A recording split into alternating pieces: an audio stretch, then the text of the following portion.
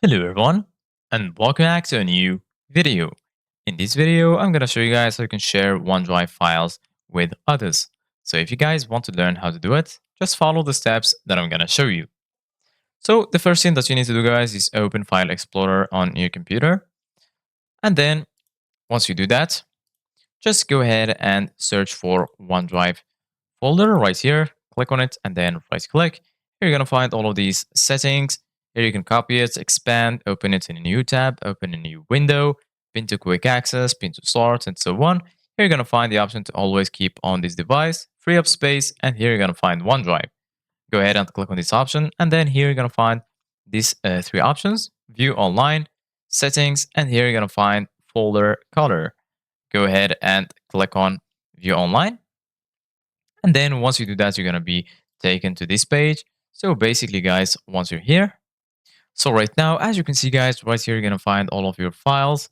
Here, you're going to find the sections, as you can see, guys.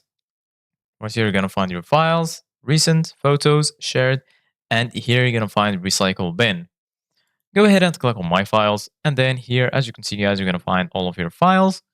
So right now, just go ahead and select the file you want to share, and then just go here right next to it. Click on these three dots right here, and then as you can see, guys, here you're going to find the share option.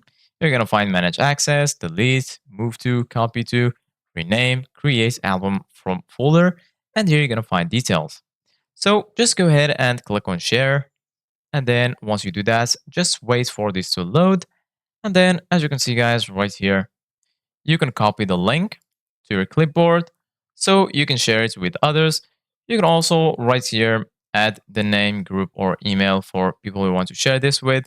You can also add a message if you want. So we're going to just copy the link, and then you can paste it and send it to anyone you want to share this file with.